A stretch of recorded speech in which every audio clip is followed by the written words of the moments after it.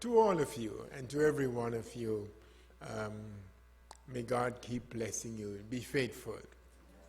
You know, I thank God for my dear wife. I used to stand up. Listen, I want you to listen carefully now.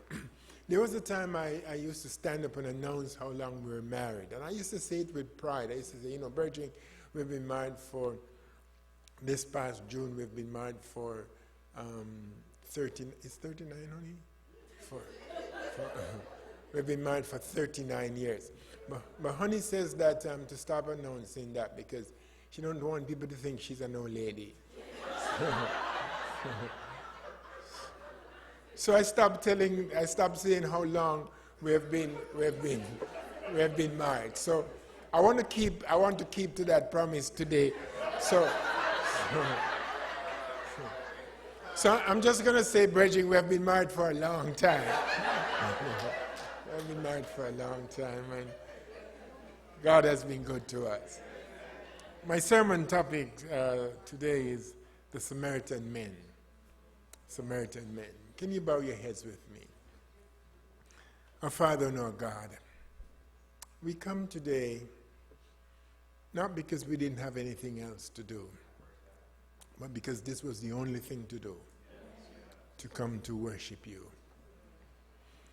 Change our heart, oh God, and make it ever be what you want it to be. Use me today to speak to your people and bless us all. In Jesus' name I pray. On his way to Galilee, Jesus passed through Samaria. It was noon when he reached the beautiful valley of Shechem. At the opening of this valley was Jacob's well.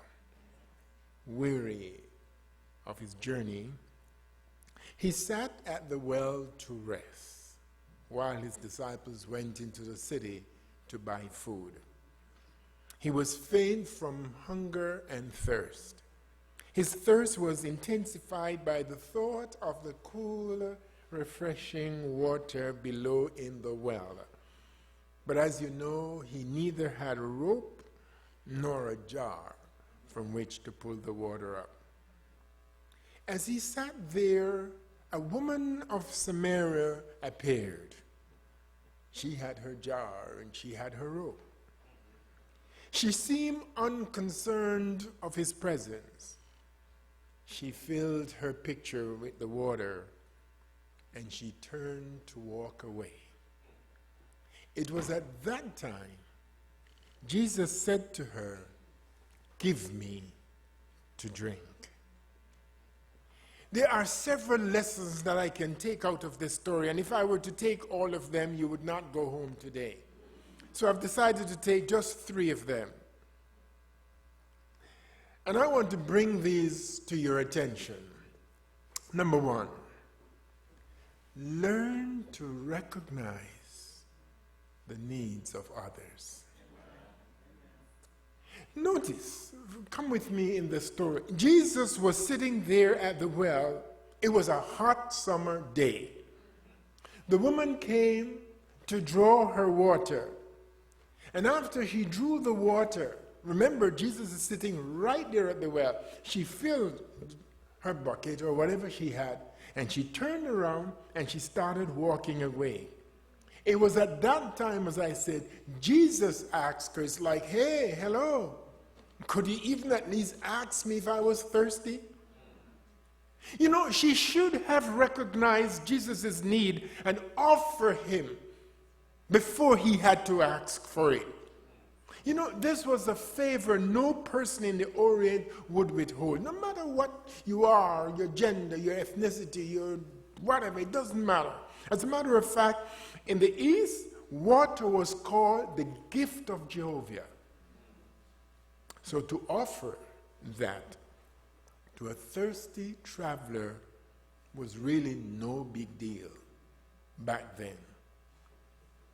So she should not have failed to recognize that there was a thirsty traveler in need of water. Years ago, young pastor, like your pastor here now, vibrant. I was pastoring 9 churches in my home country. And in my main church, there was a youngster there. Nice fellow, participating in AY, active. And every song service, he comes to church with his guitar. He's always playing his guitar in church. And then he would come by my home. I was living almost opposite the church, across the road. He would come by my home and would do any little odd jobs. And every Friday, he washed my car, shine it down pretty, ready for Sabbath. Every Friday religiously. Yes, we gave him food, we gave him money. And one day it dawned upon me, this young man must have something more to offer than washing my car. And so we sat, Honey and I, we sat in bed one night and we started talking. What can we do for him? The only thing, to let him go back to school. But you have to understand, we just got married. We just got married. It was not even 3 months into my marriage. You know, this was my first pastoral district. 1 month after I got married, I was thrust in my first pastoral district. And so the money was not there. Don't look at me like that. I didn't have the money. I'm living in a rented house, I'm paying the rent. The furniture that's in there, I'm paying the rent on. Everything I'm paying on. And we decided we were going to send him back to school. We would help him. So the next day he came to wash my car. After he was through, and I thanked him as usual, I sat him down on the, you call it porch, we call it veranda. I sat him down and I started talking. I said, why aren't you in school? Aren't you going to school? And as you know, in most of the Caribbean islands, you have to pass the government exam to go. He didn't have the money to take the exam, so he didn't take it, so he didn't get to go to a high school. Well, what about our school? He says, we cannot afford it. My parents cannot afford it. So I said to the young man, go tell your parents that we are willing to pay half the tuition if they can come up with the next half. He went. The following day I saw him running to my home, running out of breath. He says, our parents says, they don't have it, but they will find it. They will find it. We don't have it and we can't even find it.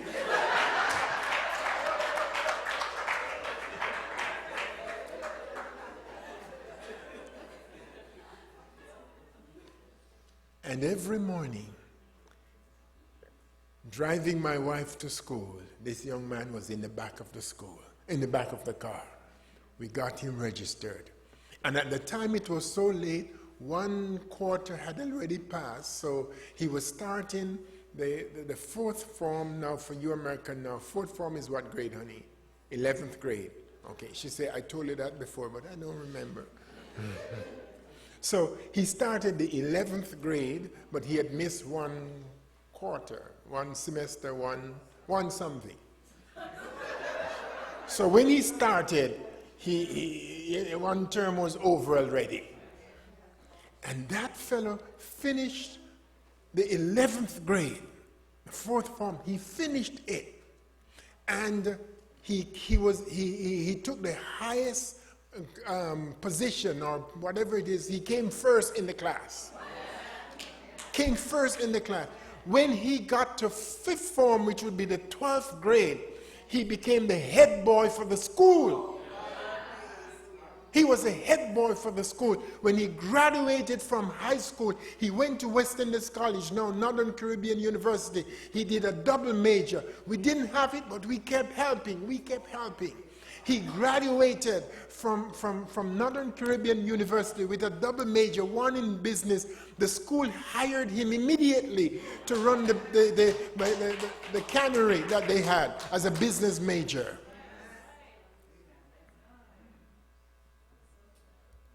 When we were studying at Andrews, he wrote to tell us he's getting married.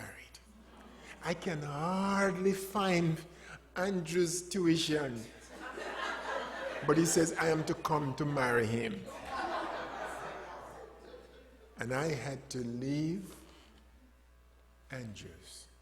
And we flew down to Jamaica. And we married them. They migrated to the United States.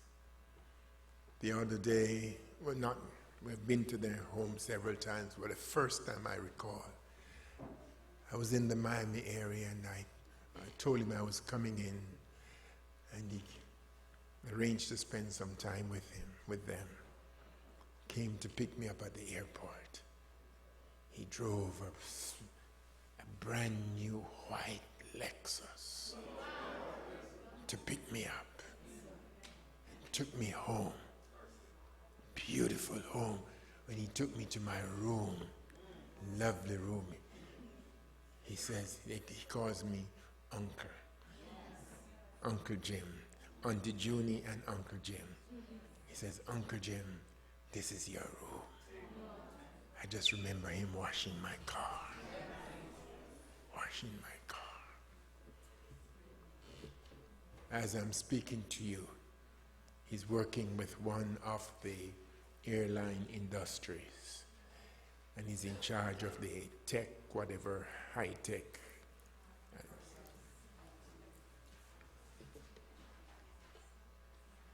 Remember the point I'm developing? Learn to recognize when people are in need. We can take care of ourselves, and yes, sometimes it's hard, sometimes it's difficult, sometimes we are struggling ourselves, but the fact that we are struggling and we are having difficulties does not mean we must not look out for someone else who needs our help. And sometimes we have to set aside some of the little fringes that we have and some of the little frills that we have. Sometimes we have to set it aside to help somebody.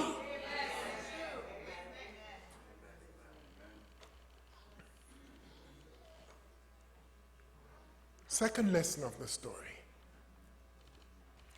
Don't put people into categories. Don't categorize people. The hatred, as we all know, between the Jews and the Samaritans prevented this woman from offering the kindness to Jesus. Samaria was on the way between Judea and Galilee. If you're traveling from Judea to Galilee or Galilee to Judea, it takes you just a few days, roughly 3 days, to go passing through Samaria.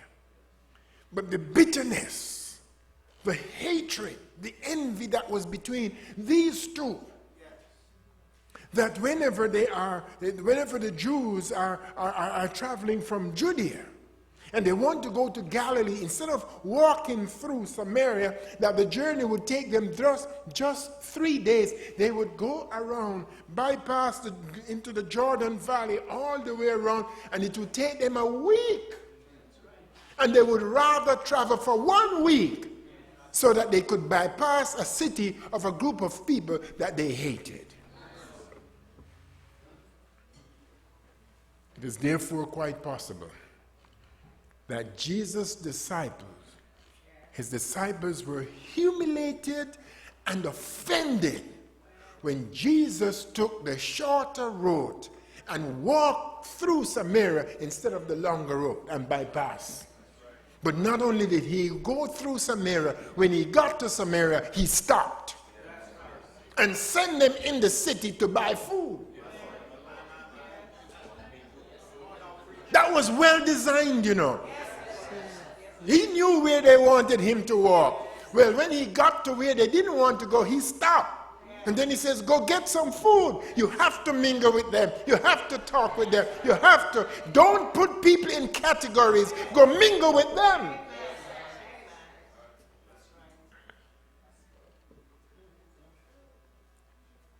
The woman said to Jesus, how is it that thou, being a Jew, askest drink of me, which am a woman of Samaria? So we take a look at our culture, times in which we're living in. We tend to put people into categories because of their education, their influence, their wealth, their title, their etc. I was in a country.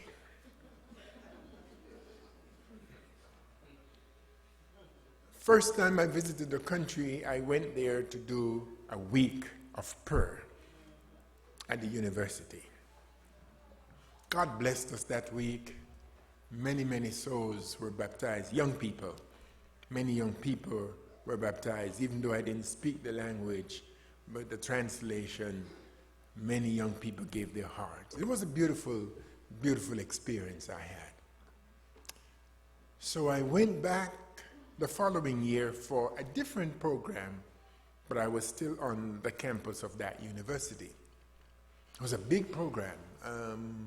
The division was having a big thing the weekend. I didn't go for the division program, but my program that I went for took in that same weekend, so I was part of that weekend.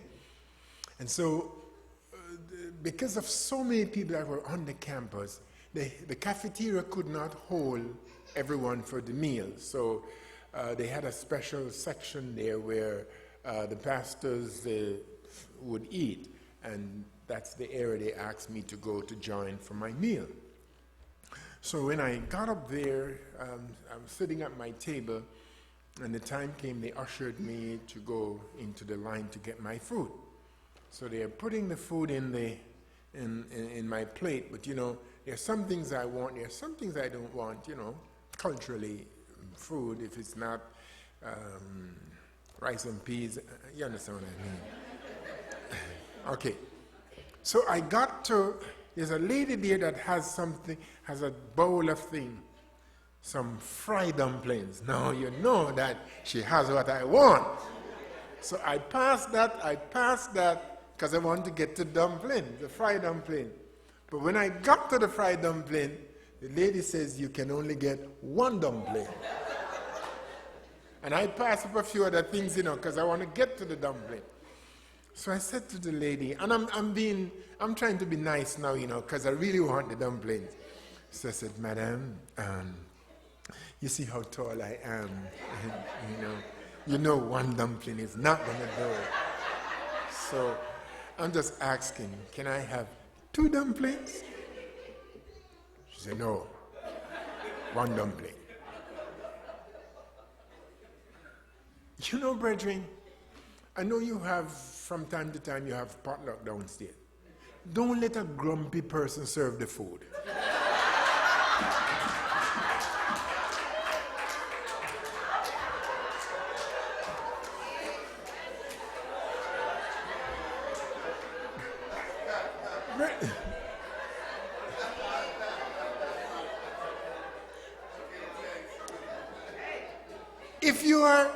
If you're putting food in people's plate, do it with a smile.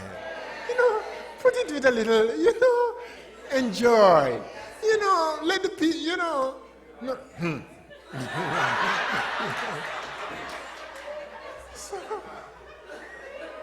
So I decided to try one more time. You know, I know I have a personality that I can, you know.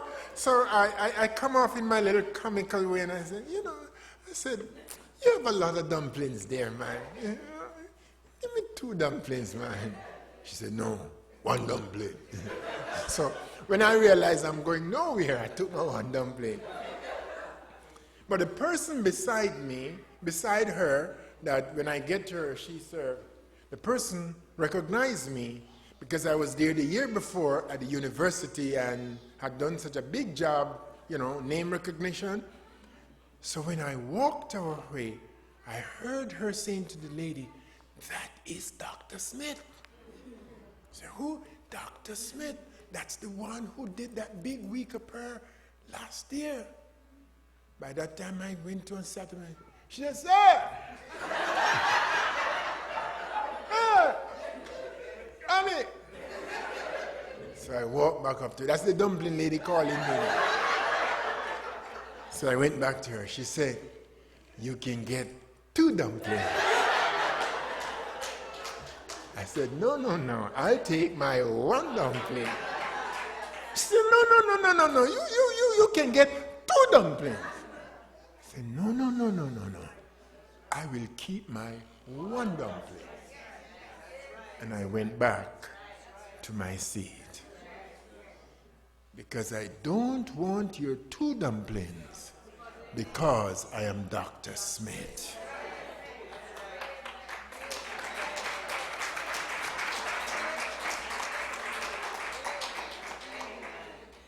Christian friends, I pray by the grace of God that we will see each person as a candidate for the kingdom of God and not put them into categories. Don't treat people based on their educational attainment. Don't treat people based on their intellectual exposure. Don't treat people based on their financial resources. Don't treat people based on their academic degrees. Don't treat people based on their social status. Don't treat people based on their family of origin. Don't treat people based on the talent they have or the influence they sway. Don't treat people based on the offices they hold. Don't treat people based on their knowledge of the Bible or how long they can pray. Don't treat people based on what they have or what they can do for you. I say, my brothers and sisters, treat people because Jesus Christ died for them. Treat people because Jesus loves them and wants them to be saved in his kingdom. I say, treat people as children of the Most High God.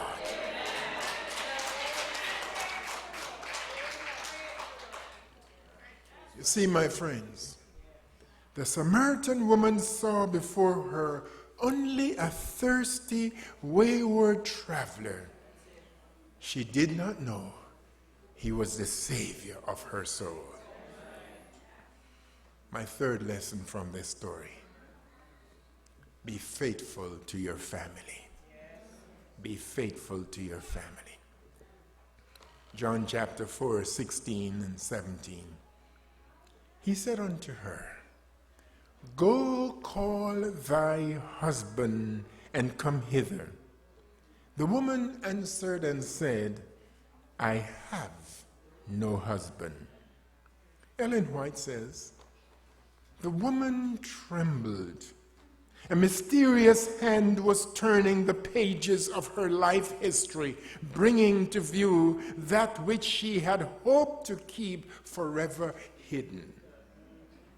One of the problems plaguing our society, plaguing the church, plaguing our families these days, is that there are too many individuals who are unfaithful to their family. They don't treat their family right. If there's an argument, instead of finding a solution and working things out, they withdraw from each other. One spouse sleep upstairs, the other sleep downstairs. One spouse sleep in the bedroom, the other one sleep on the sofa. They don't speak together for, Honey and I were doing a workshop upstate, family retreat upstate. And after we did our presentation, we had a question and answer. And we're talking about communication skills, and so forth. So in the midst of the question and answer, a brother held up his hand. So I recognized him. He says, "Dr. Smith, tell me something, sir. How long after my wife and I have an argument should I take to make up with her?" So, I'm trying to joke the thing out. I said, well, my brother, the Bible said don't let the sun go down on it. He said, I know that. But how long? So, before I could say another word, a lady jumped up. She jumped up. She says, Dr. Smith, yes, answer him. So that's my husband.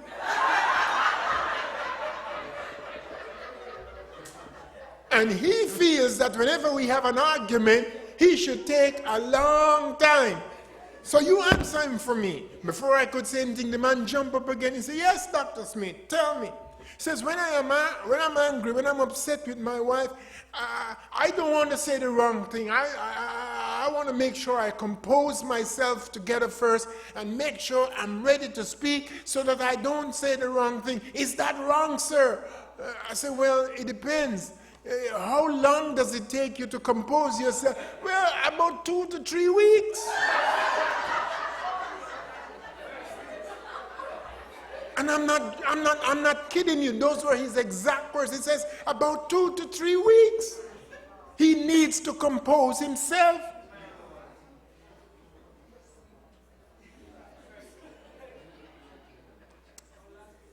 Let me speak to the men who are here today. Gentlemen, God wants you to help stop this malady of broken homes and the malady of unfaithfulness. You see, gentlemen, you are the antidote to an infectious family, the stabilizer to a rebellious race, the anesthesia to a culture of narcissism, the sedative to a sleepless society, the stabilizer to a divorcing generation, the paradigm of peace to a hostile environment, the personification of virtue to an immoral age, the velcro of stability to an insecure child, and the priesthood of a family for all believers. If you don't rise to this standard, if you don't rise to this challenge and raise the standard, may God have mercy on us, our children, our family, our church, and the society at large. We have to lift the bar. God has called us to be high priests. We have to lift the bar.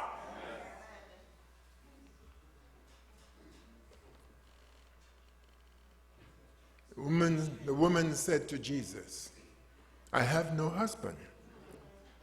Too many men are behaving like the Samaritan men.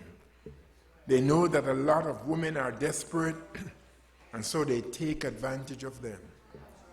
A lady called me the other day. She said, Pastor, I'm having problems going to church. I said, why? I said, because the man who is my Sabbath school teacher is a devil. I said, why would you say that? She said, well, Pastor, I was dating him. So one evening I invited him over to come for a dinner. My son was there. My son was supposed to be there, but he went to play soccer and didn't come. He came, I spread the table, had a nice meal. After he finished eating, he got up from the table and started coming towards me. I didn't like it, so I said, stop.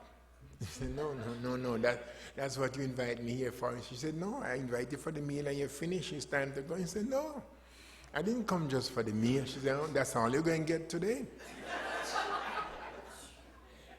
He started to chase her. She said, stop.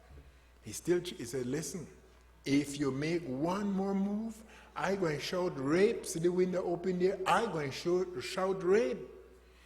He turned to her and he says, I know women. And I know when they say yes, when they say no, they mean yes. She said, you know women. And when they say no, they say yes. Make one more move and see. So when he saw that she was serious, he grabbed his coat and he walked out. And when he was leaving at the door, he said to her, you have missed the opportunity to seal the deal. I want you to listen to me, ladies. I want you to listen to me carefully. Any deal you're sealing with any man, seal it at the altar when they say, I do. And if they can't seal it at the altar, tell them to take a long walk off a short pier.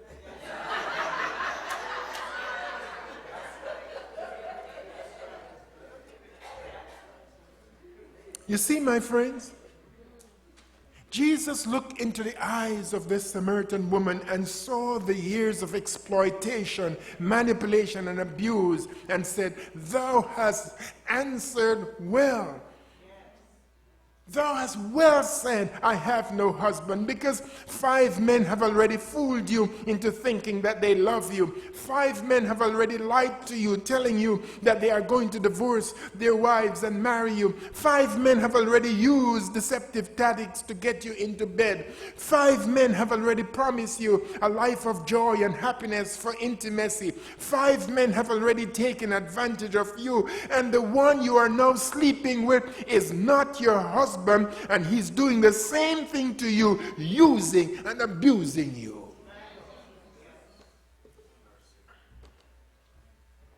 What about these Samaritan men? What about these Samaritan men that they could not be trusted? Why were they not honest with women? I was in one of the Caribbean countries. I had gone to do a mass evangelistic campaign. In the heart of the campaign, I got a call one day from a desperate woman. She said, "Dr. Smith, I need your help." I said, "What is it, my dear?" She said, "I need you to tell me what to do because I don't know what to do." I said, "What is it?" She said, "My husband was having an affair, and I found out and confronted him. And he decided to break up. He told me he's going to end it. So he said he went and told the woman that his wife found out and that he's ending it, it's over. He came back and told me that he said the woman said if he ends it, she's going to commit suicide. So my husband came and said to me, Dr. Smith, he said, how could you live with yourself to know that someone commits suicide? So my husband wants me to give him permission to continue the relationship so that the woman don't commit suicide. Dr. Smith, I don't know what to do because, yes, I don't want somebody to commit suicide, but I can't have my husband fooling around. What should I do? I said, do you want to hear my Yes, Dr. Smith, that's why I call you. I said, tell the woman to commit suicide.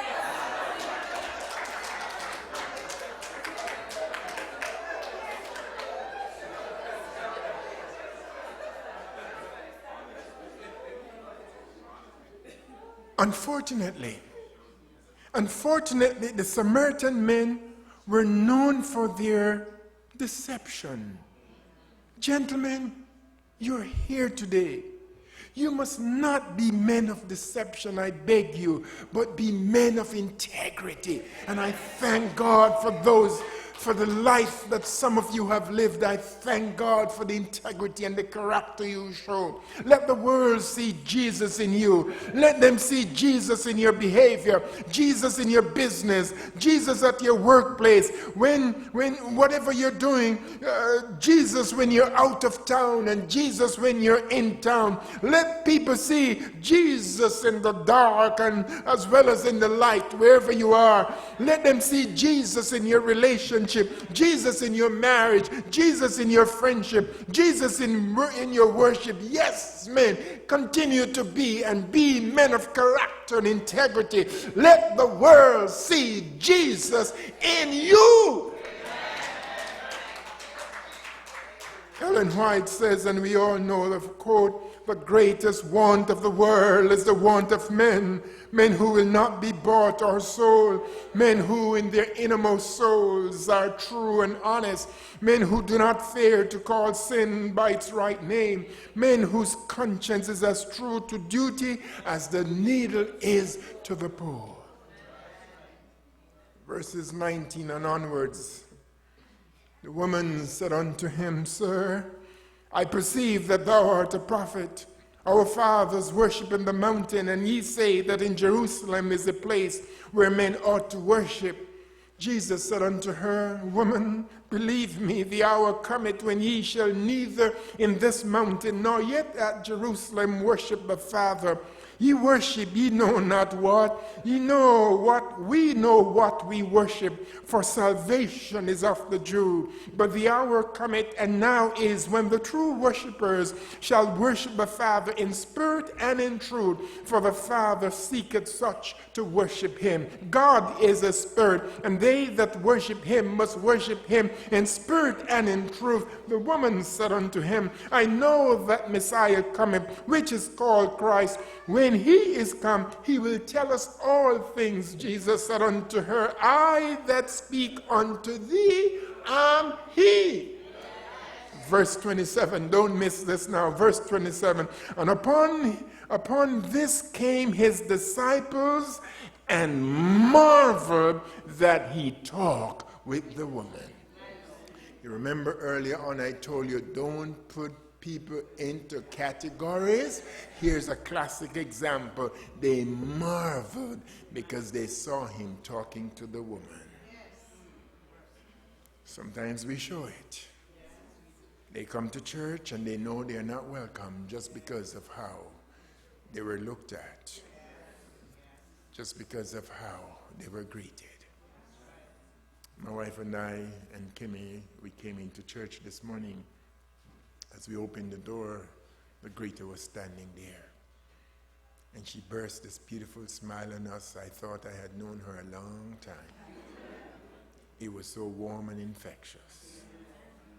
That's what people want to see when they come inside here. But it would be a wasted smile if they got it at the door, but not inside here. And they'll know we are Christians by our love. By our love. Verse 28, my final text for the evening. Verse 28 says, she left her water pot and went her way into the city and said to the men of where? The men of Samaria, come see a man. Come see a true man. Come see a real man. Come see how a man should behave. Come see a man who saw something good in me. Come see a man who was not interested in my body, but in my soul. Come see a man who recognized me for what I can be. Come see a man.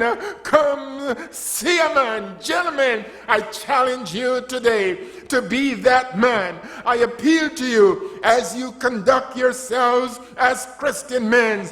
Do so in a way that all the ladies of the church and all the ladies everywhere can say, come see a man who will not take advantage of you.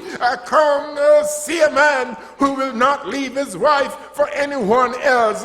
Come see a man who can be trusted. Come see a man who is honest in his relationship. Come see a man who will not play with the emotions of ladies.